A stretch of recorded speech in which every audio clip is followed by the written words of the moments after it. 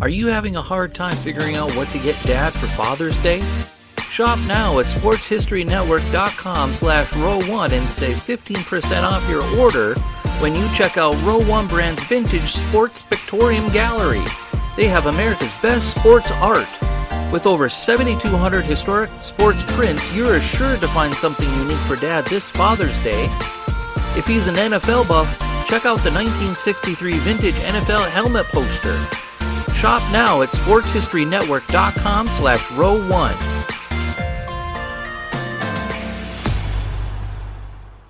This is our league, and this is your league. From the 55-yard line on CFL America Radio and the Sports History Network.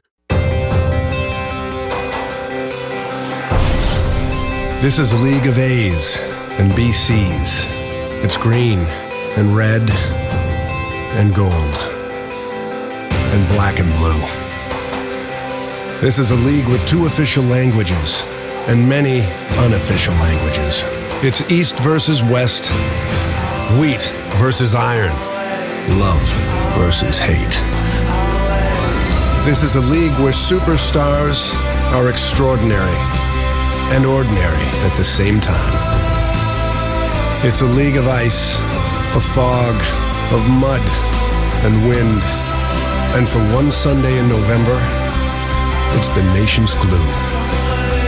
This is a league as diverse as a country, a league of Jacksons and Kwongs, Johnsons, Moscas, O'Shea's, and Haji Razulis. This is his league, her league, their league, and their league. It's my league, and it's your league. This is our league.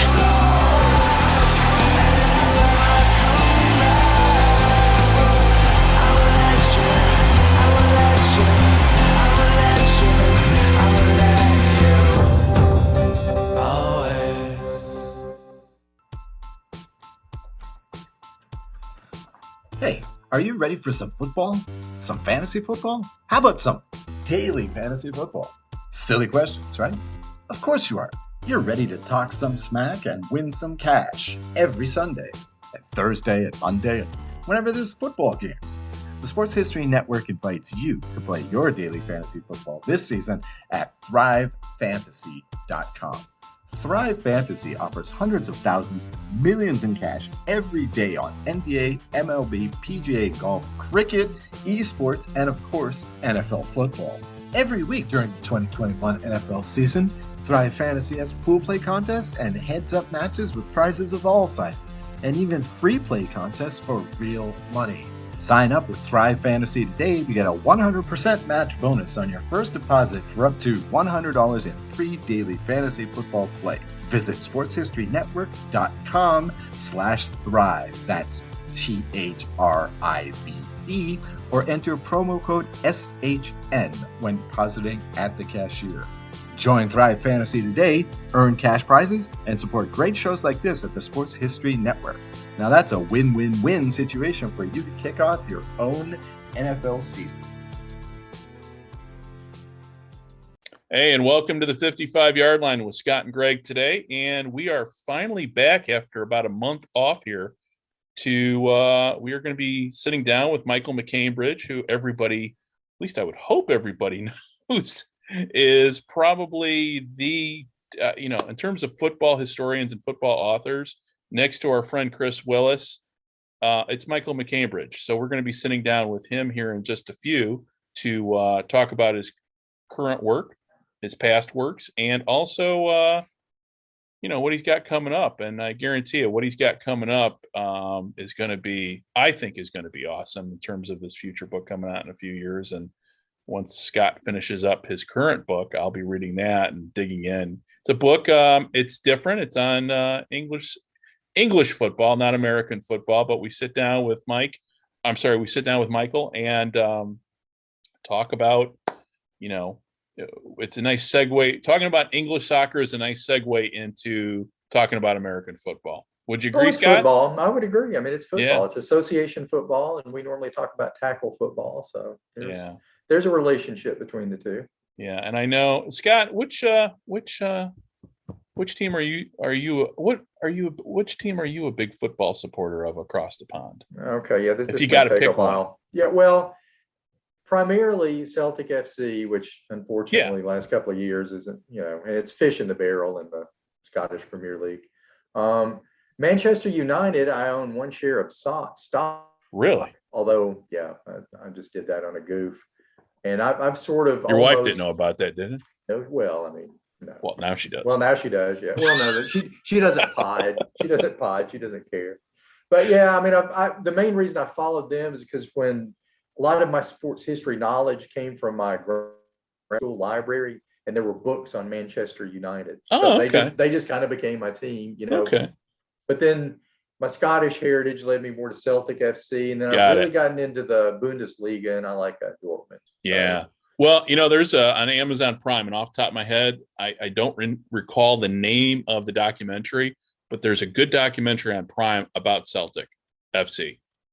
Wow, okay. Yeah. I need to. And you say it's Amazon Prime? Yeah, it's on Amazon Prime, and I'll be honest with you, if I got to sit here as we're recording, I want to be wasting a lot of people's time to try to figure. But if you type in Celtic, football, you'll be able to find it on Prime. And for me, I got kind of two teams. One is Leeds United, which, I know you've seen the movie, but the Damn United, that's where, and also too on movie.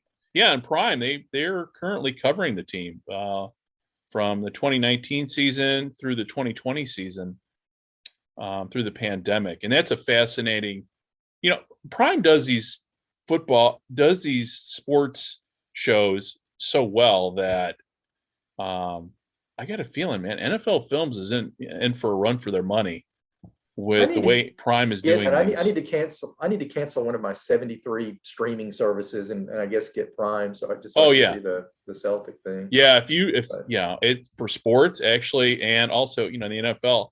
I'm guessing the NFL is going to have the Sunday ticket on Prime, so I'm thinking we're all going to be, having to have Prime as sports fans here relatively soon. And the other team for me is Peterborough United. So. Oh, nice. And I should, because I live in Birmingham FC, is another team that I try to keep up with just because of the name, in England. Oh, yeah. But, I'm kind of weird because I like international soccer and then I like grassroots soccer, like, the lower division teams in the U.S. I'm kind of, as far as MLS and USL, I'm kind of, yeah. Well, I know during our month off, you've been kind of soccer focused. So, mostly, just my alma mater, UAB, watching them play. And then also FC Birmingham, which is a Pioneer League team, which a friend of mine, Preston Goldfarb, is the gaffer there. So it's been fun watching them. Yeah, no, in the month off. Well, obviously, we've had CFL football, which I've been watching every weekend. But it's really weird, just for whatever reason, this year, and it's been a challenging month for me, just in terms of work, school, football, had other things going on, deaths and family. Just you know how it goes. For whatever reason, this autumn just turned out to be there was a crush of stuff. But with that said, at least I've been keeping an eye on CFL football. The games, though, I'll be honest with you, haven't been as great as what we kind of hoped that they would be. Yeah, I really, and it was probably expecting too much. You don't have any preseason and that sort of thing, and then you basically had teams that were off for a year. But yeah, I was really hoping, especially as far as a Chamber of Commerce kind of thing, that the CFL would come out and you'd be having a lot of 42 to 33 kind of games. Right.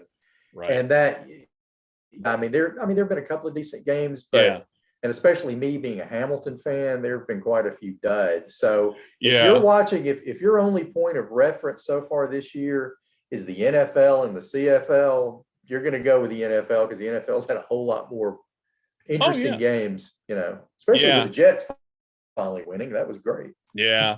Well, and, the Cardinals are awesome this year.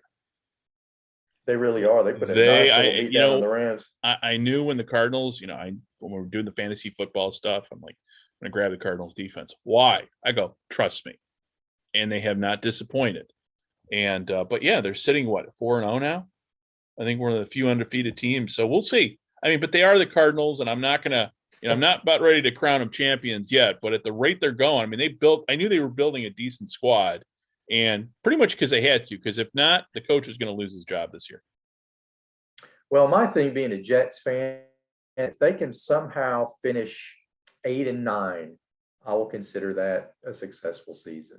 Yeah. I mean, I thought maybe they were going to be the first team to go 0-17 until this last Sunday, and Wilson looked like a pretty good quarterback. So they could possibly beat the Falcons this weekend. So and it's sad to say, and I hate saying this because I know our friends, our good friends, the Snows over at the World of Football, and Arnie over at the Football History Dude podcast. They're both Lions. They're all Lions fans, and my heart breaks for them. I mean, yeah. I mean, when the thing is, like me, when you follow a team, that traditionally sucks, you just sort of embrace the suckdom. I mean, you don't necessarily want to, but you don't have a choice because you know it's going to happen. Right. So, it's being a football Cardinal fan and being a Cub fan. Yeah, no, I understand. It's during this month off, my wife and I got to go to Wrigley. We were sitting in the bleachers, and that was a fun time. And what happened was, prior to that, our dog had passed away, so we were not able to really get out of the house much with an elderly dog. So since our dog has passed, and he was 18, so it wasn't as people are like, oh, it's sorry, but he was 18. We were just happy. So now we've been traveling a lot, and even the other day we were up in Oshkosh, and my wife's looking around. We're traveling back on Sunday. Is there a football game going on? I go, yeah, the Packers play the Steelers, and it was, Wisconsin turns all green on football Sunday. So it was kind of fun for her to experience. I knew that, but it was kind of just one of those things, sitting in the Culver's going, yeah, this is what makes sports great, is the fandom. And even though for me, they were all wearing the wrong jersey, being a Bears fan, yeah, it was kind of cool. And speaking of the Bears, we all know that they're looking at moving to Arlington Heights. You and I have not had a chance to talk about this at all. And what are your thoughts about the Bears moving? I mean, I guess something like this is inevitable. I mean, you and I, we tend to look at things through grainy black and white, when we think about history. And it's just, you always think of the Bears and Soldier Field and, you can never leave. But, I mean, and what? It's going to happen. And the thing is, I'm one of those guys, I love my football history, and, would give anything for us to still watch these teams play in, old baseball parks and everybody wearing a single bar. But when it comes to this, I'm like, move to Arlington Heights. And we drove by Arlington Heights 2 weeks ago. So I'm driving by, looked over there, saw the racetrack off the highway, and I told my wife, I go, that's where the Bears are going to play. And she was asking me, again, she's Japanese, so there are a lot of questions involved. And why would they move there? And I go, well, it boils down to money. And if the Bears can build a palace out there, hopefully build this dome stadium to a retractable, that would be perfect, because I think we're in the 21st century now. And, as we're going to be talking about with Michael here shortly, football is a business. So, yeah, I think it's long past time for the Bears to leave Soldier Field. Soldier Field's still going to be there. It's a great place for a college game, as you had Wisconsin and Notre Dame playing not too long ago. So it's a great stadium for college football. But it's time for the Bears to pack up and move on. I mean, as far as stadiums, obviously I live in a city that doesn't have an NFL team, but Legion Field. I mean, the book I wrote, Legion Field is a star in every single pro team that Birmingham had. And I love Legion Field, the history and everything, but it's a very old stadium. It's in disrepair in certain ways. They even had to remove the upper deck several years ago because of safety issues. Right. And now in Birmingham, Protective Stadium opened on, in sort of the uptown district, and where UAB plays their home games.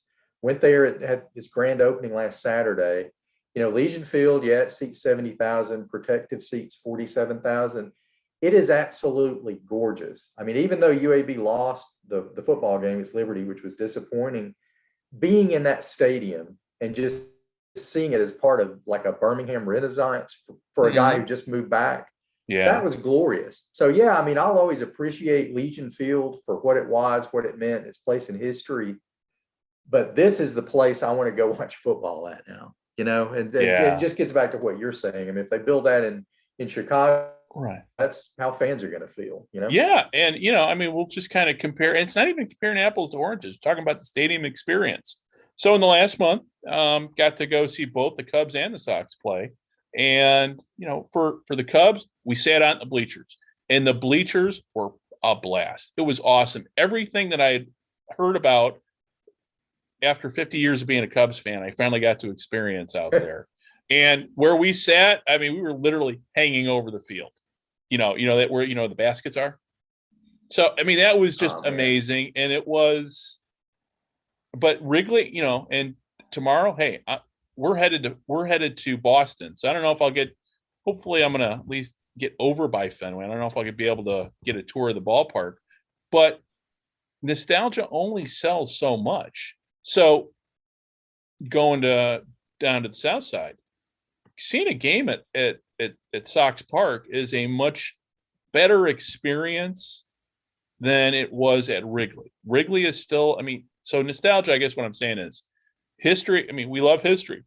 History's great, but I think we live in a day and age now that unless it's either at Fenway Park at Wrigley Field, what matters is comfort and convenience. And, most importantly too, just kind of even thinking about it, when you're a parent, and I'm not a parent, and I know you're not a parent, but just think if we had kids, it would be so much easier to take a kid to see a Sox game than it would be to Wrigley. And taking them to Wrigley would be great, but there's also that comfort level and convenience for the parents. So I think the new stadiums are more conducive to obviously attracting the younger fans that we need for all of our favorite sports to survive.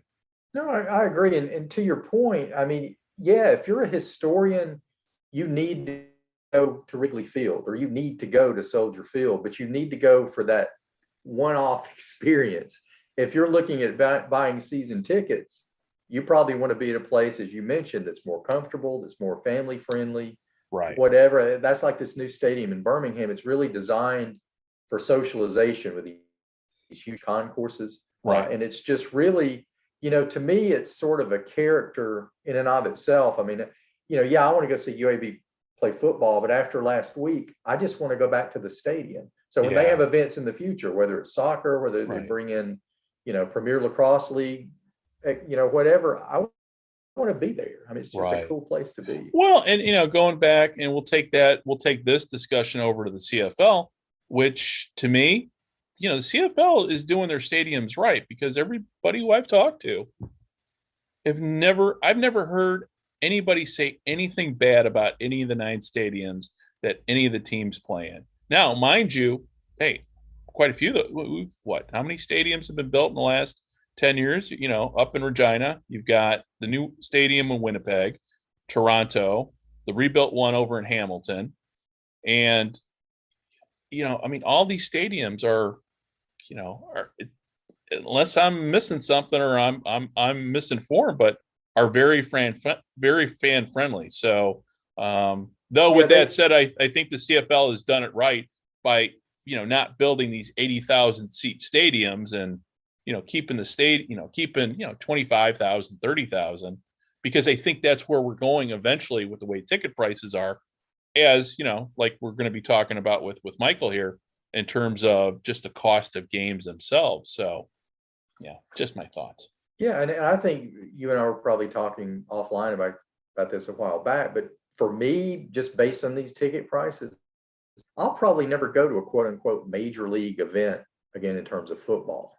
Right. I mean, it's just, and for as far as the fan experience, I prefer minor league baseball to major league baseball. Oh, maybe it's just because you just feel that, maybe it's because you want to be more social, you're there with your friends and it's not the end of the world. If the team you're cheering for loses, it's more of an event. Right.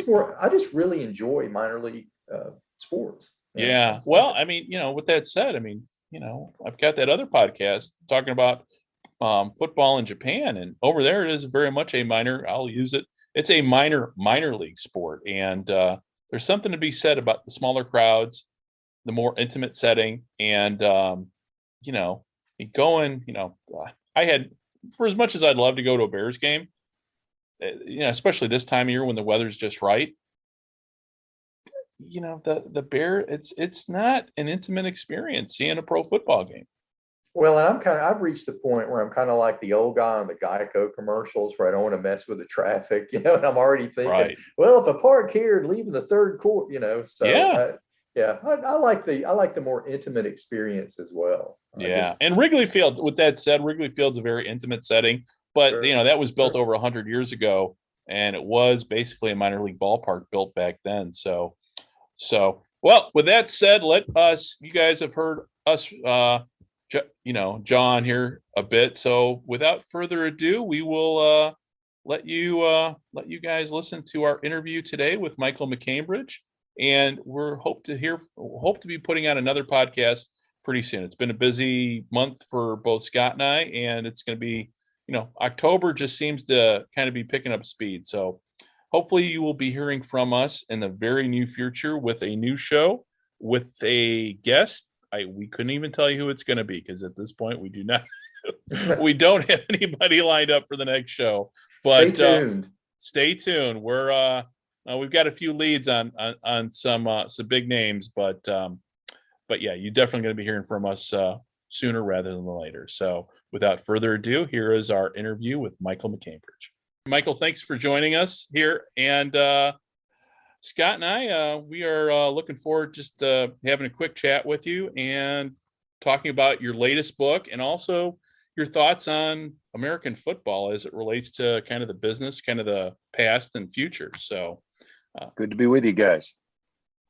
I'm really excited to read the book. I mean, I'm one of those guys, obviously, like you, who I like association football as well as tackle football. So just the whole concept of this is really interesting. I was wondering how it all kind of came about to put it in book form. It was serendipitous. I spent some time in Liverpool in 2018 because I had in my mind this big book I wanted to write about sort of the tension between this like relentlessly local club and the loyalty it had built because of that local scene. And then the reality that in the 21st century in sports, it had this global presence, and people 5,000 miles away would assemble to watch the games, and how that tension played itself out with the players, the coaches, the fans. And so I did some research for that book, and it was going to be a big book, and it was going to be very expensive to write, and it didn't come together. But then, like a year later, I got this call from one of the writers I'd met in Liverpool, Neil Atkinson, who hosts the excellent podcast, The Anfield Wrap. And the Liverpool Echo, the daily newspaper there, had the idea of a correspondence between a fan right in the center of things and a fan in some far-flung locale. And Austin, Texas, at nearly 5,000 miles away, qualified as a far-flung locale. So Neil and I started exchanging letters every week at the beginning of the 2019-2020 season. And we weren't just corresponding about Liverpool, we were also writing about the nature of obsession, the sort of, can you still take a person seriously who builds their lives around football games? The answer being, I hope so. And sort of how American sports fans related to their clubs differently than English sports fans, the nature of, you think about the Premier League, most popular league in the world, but then you think about the geography of Great Britain, and imagine, 20 NFL teams in a landmass the size of Alabama, and and so, we were sort of on these parallel tracks writing about Liverpool season. I was also writing about the Chiefs season because Liverpool had gone 30 years without a title. The Chiefs had gone 50 years without a Super Bowl. And then in March, obviously, this dream season comes to a stop, and nobody knows what's going to happen next. And suddenly there's a global pandemic. And I remember one letter that I wrote to Neil in April, where I had just realized that we were about to experience the first gameless month of our lives, that nobody our age had ever experienced what we were about to experience. No football, no basketball, no baseball, no soccer, no hockey, nothing, full stop. And that in the past, through wars and recessions and all sorts of things going on and terrorist attacks, the games had gone on. And then we're sitting there in the spring of 2020, and we don't know when or if the games are going to resume. It made for an interesting correspondence. Sorry, ask a question, you get a plot. Didn't mean. Oh, that's great. That's great. And with Liverpool, I'm let's straight up. I'm a Peterborough United fan because I've spent a lot of time over by Peterborough, and also a Leeds United fan because of the movie The Damn United. What similarities did you find with football in England versus, say, football fans here? Were there? I know there are differences, and I know there are similarities. What was most striking to you? I think there's a couple things. I think anybody who grows up on American sports and starts watching soccer as it's played in England, about a year or two in, you have this sort of ugly American tendency to say, okay, your game is good, but there are 10 things that you need to learn from American sports that would make it so much better. And then a few more years after that, suddenly you're like, okay, well, maybe there's 10 things we could learn from English sports, and you understand the cultural exchange. And finally you come to accept it. I don't even notice anymore that in England they count up in terms of time, whereas in the States we count down. Those things, they're just both sports are so inextricably linked in my DNA now that I don't even notice the differences. I just, when in Rome, I do as the Romans. I think the thing that is common across all sports and all land masses is, if you are a Leeds United fan and you are watching a Leeds United Brighton game, you are more likely than not to be sure that Mike Dean has some lifelong grudge against Leeds United, and he is trying to bury your team, and that whoever the announcers are must have some secret hatred for Leeds United and are refusing to give the club the respect it deserves.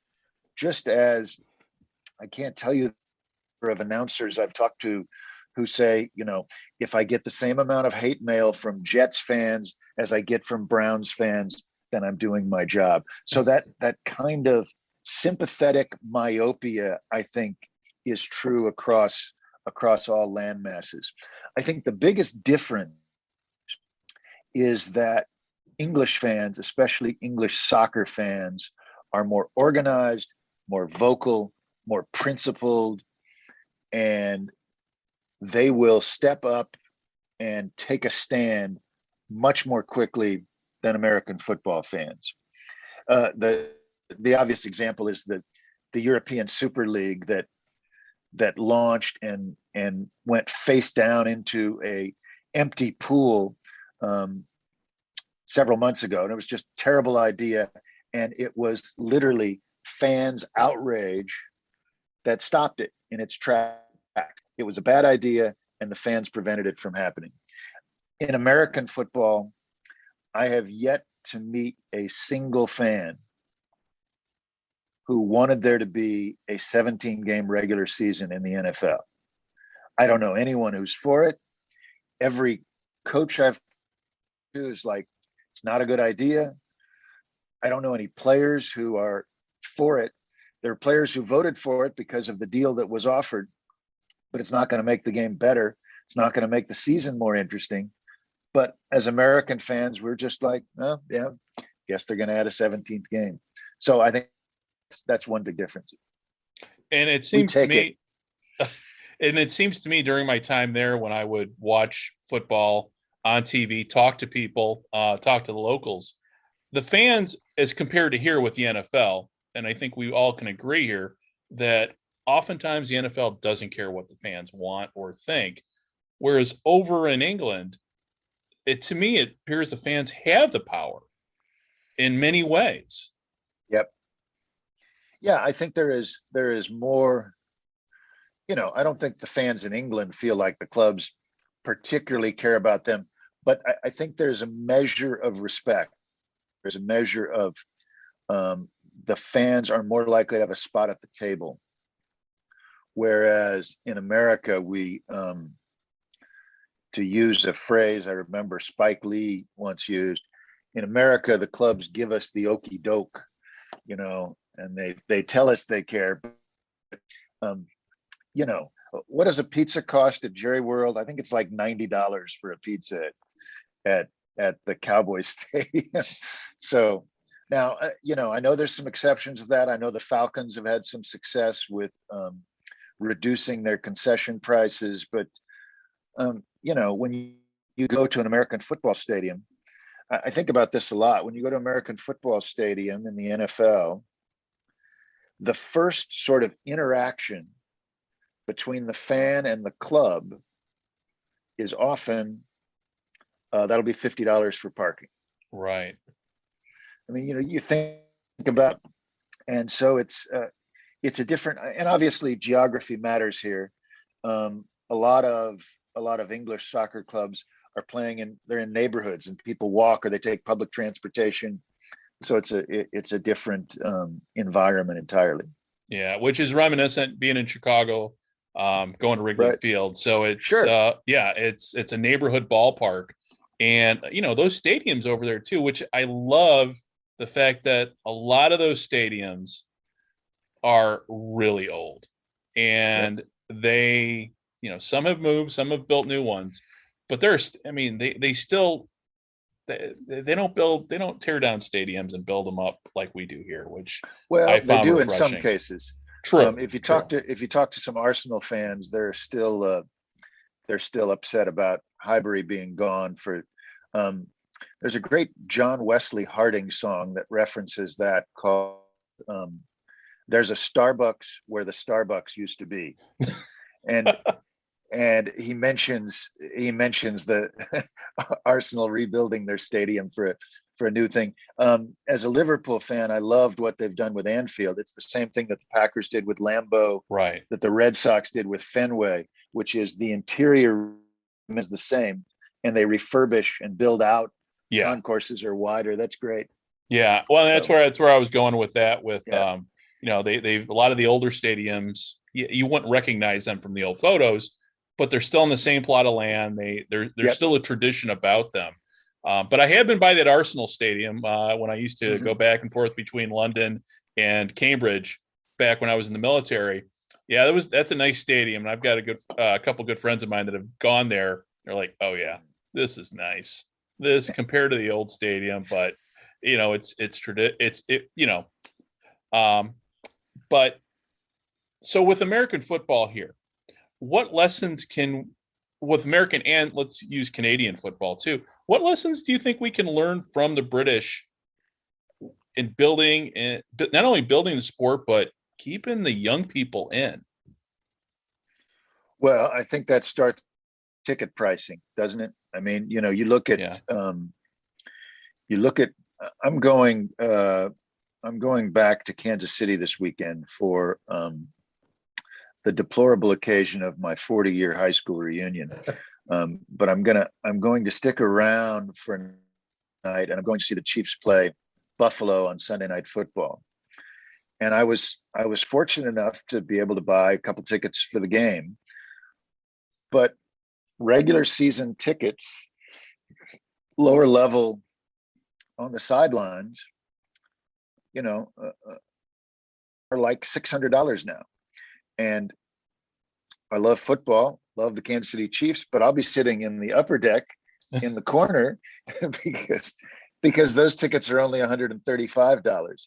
And I think that I understand why the prices are where they are, but I do think one of the things American football teams and Canadian football teams can learn is there needs to be some sort of discount pricing for younger kids. When I was growing up in Kansas City, they had something called the Huddle Club, and I think you could get into games for $1. And there needs to be something like that, because one of the things that living here in Austin, I've been back in Austin for 6 years now, and I have some neighbors, and I see some neighbors playing football catch out in their yard.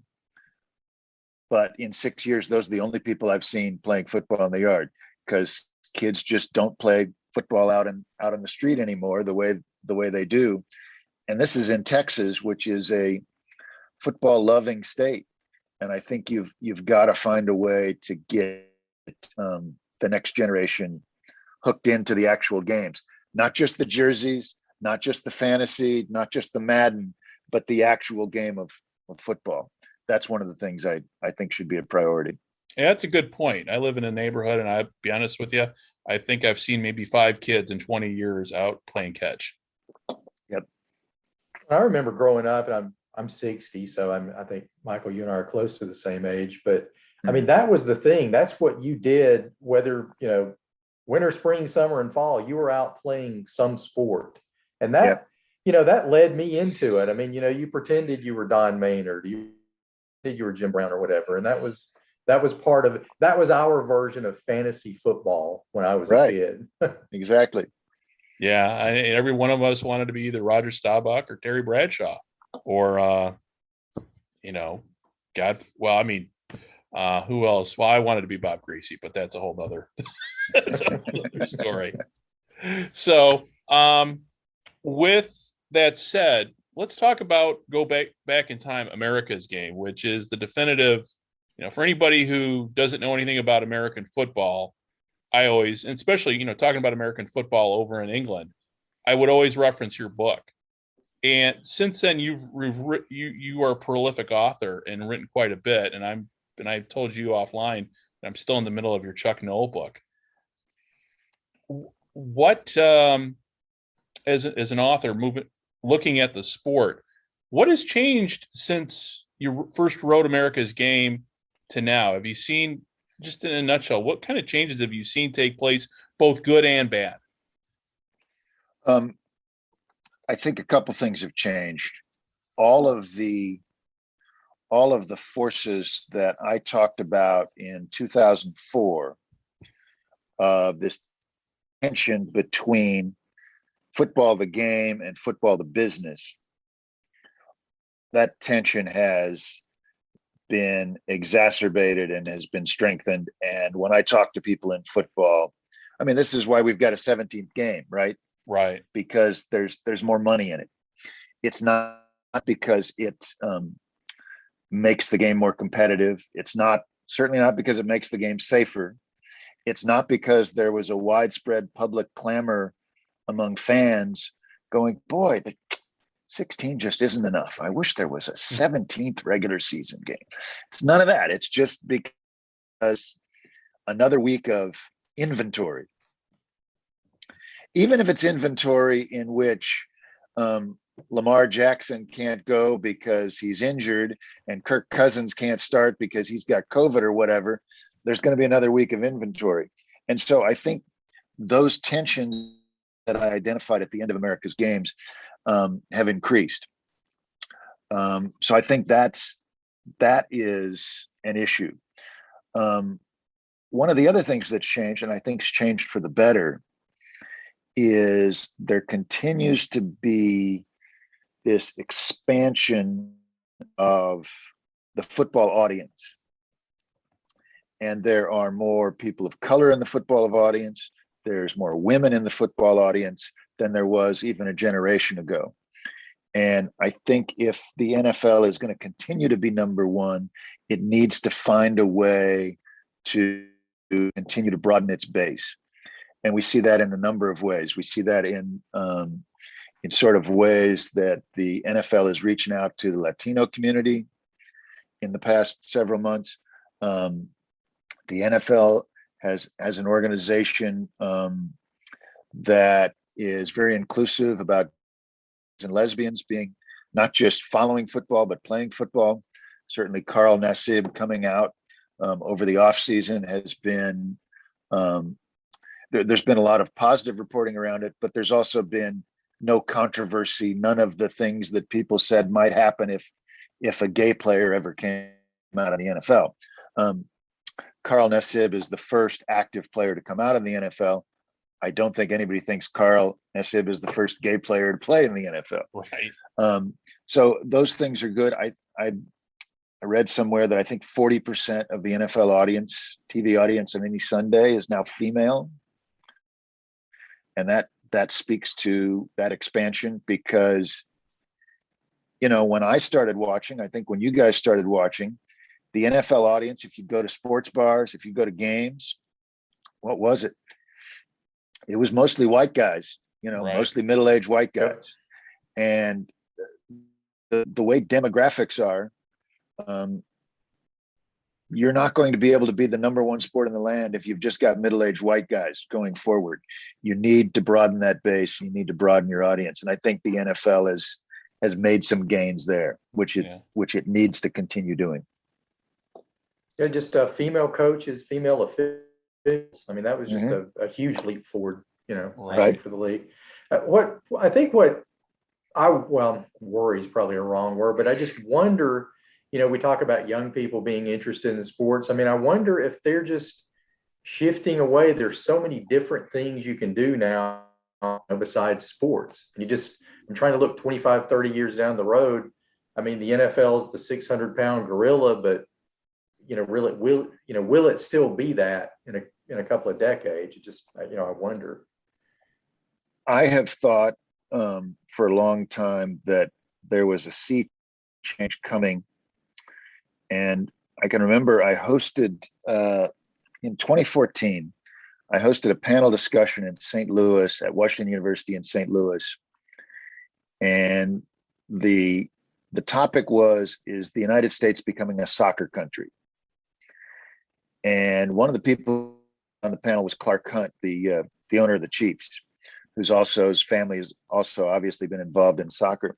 And Clark Hunt said something that I thought was really brave to say, especially in a baseball town like St. Louis, which was he said he thought in 25 years, the three biggest sports in America would be football, basketball, and soccer. And I think the latest demographic studies would bear that out. I think in the 18 to 34 group, soccer is either even with or ahead of baseball. The average age of the World Series viewer last year was like 58 years old. So I think there is a change afoot. And you talked, Scott, about the ways that people access things and the way they experience things. My kids grew up mostly in St. Louis, first 15 years of their lives in St. Louis, which is a great baseball town. They have no use for baseball. Baseball to them is just waiting. It's just, nothing happens.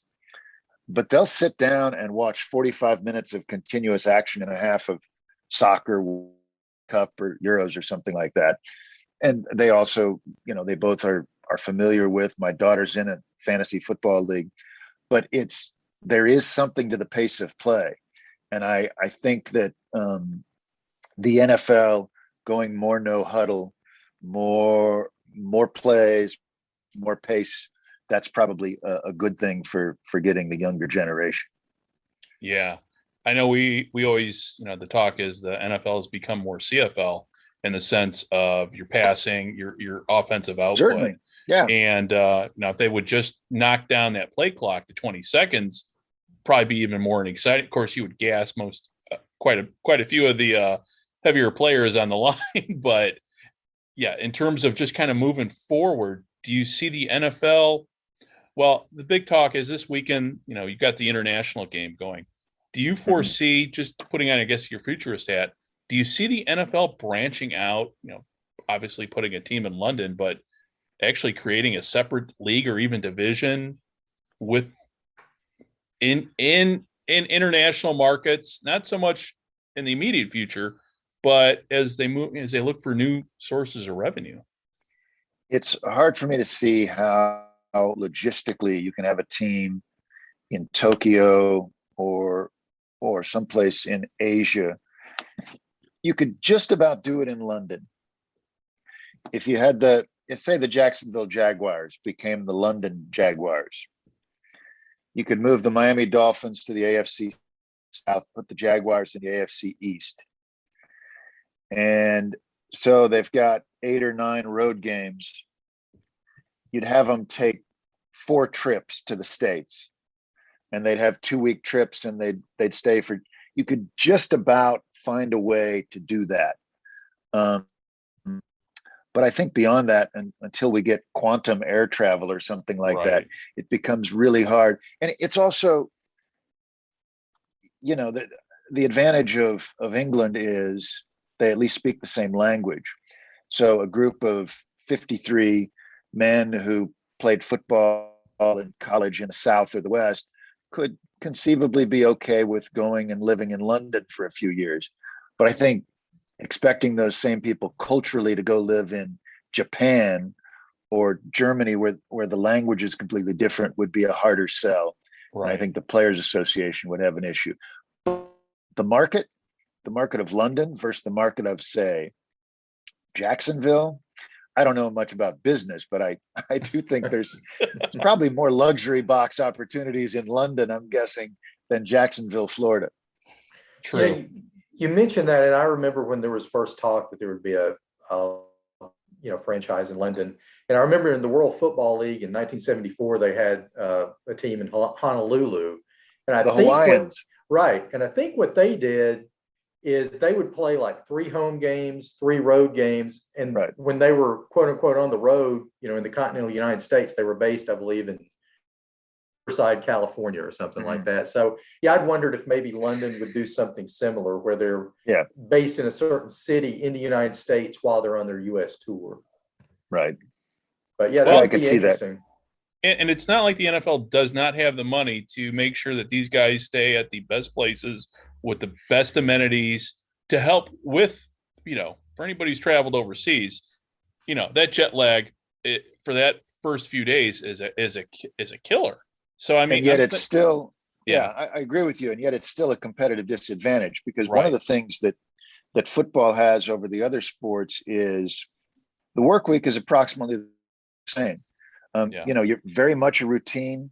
You have 8 or 9 business trips a year that you go on, but you leave on Saturday morning, you're back on Sunday night, and then the routine continues. Right. So even if you had luxe accommodations in the States, you're still looking at, rather than return home after a road game on Sunday night, you're staying in, wherever you're staying, whether it's Jacksonville or Carolina or something like that. You're spending weeks at a time, essentially away from home.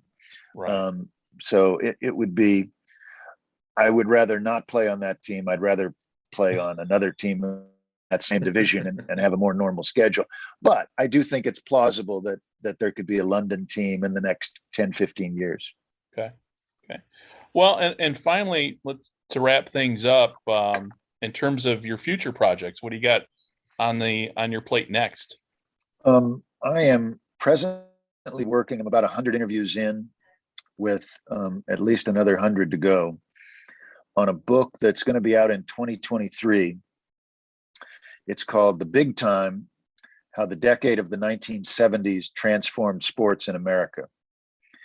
And the thesis of the book is that the 70s was the pivotal decade in the history of American sports, because so many things we take for granted today, sports going into primetime television, athletes beginning to get a sense of autonomy through free agency, integration becoming more the rule than exception, at least within sports, women becoming involved in unprecedented numbers as both athletes and fans. All those things either started or reached critical mass during the 70s. Right. And that was the decade that put American sports on the trajectory to where it is now, which is one of the very last big tents in American popular culture. So it's a broad social history, and that's what I'm going to be working on for the next year and a half. Well, I'm looking forward to reading that. And as soon as that comes out for pre-order, I'm all over it. I'm looking forward to surviving to actually be able to write that, but it is a big book, and it's really the first book I've written since America's Game that has the potential to be a truly awful book, because the scope is so big. The scope is so big. If I don't get everything right, it could be a hot mess, but I'm hopeful. As a guy who's read a lot of what you do, whatever it is, it's going to be magnificent. And one question about that book coming up: are you going to spend any time talking about my favorite cultural icon of the 70s, Howard Cosell? Oh, definitely. Howard Cosell. Monday Night Football was so hugely influential, not just culturally, but also within sports. After Monday Night Football launches in 1970, World Series goes to primetime in 71. The Olympics become a primetime staple starting in 72. The NCAA championship game moves to primetime in 73. I think a case can be made that Monday Night Football moved all of American sports into a more central role in the culture. So yeah, Cosell will be mentioned. Okay. And Michael, how can people find you on social media?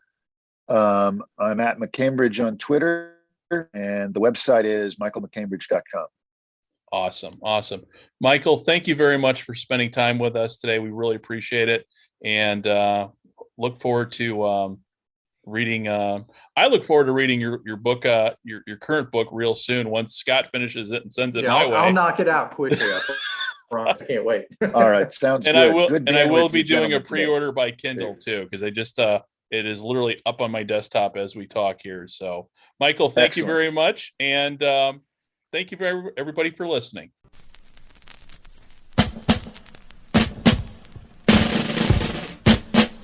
Look out, football, here we come. Houston Oilers, number one.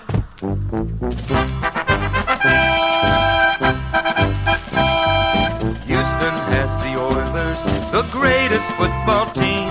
We take the ball from goal to goal like no one's ever seen. We're in the air, we're on the ground, always in control. And when you say the Oilers, you're talking Super Bowl, 'cause we're the Houston Oilers. Houston Oilers. Houston Oilers, number one. Yes, we're the Houston Oilers. Houston Oilers. Houston Oilers, number one.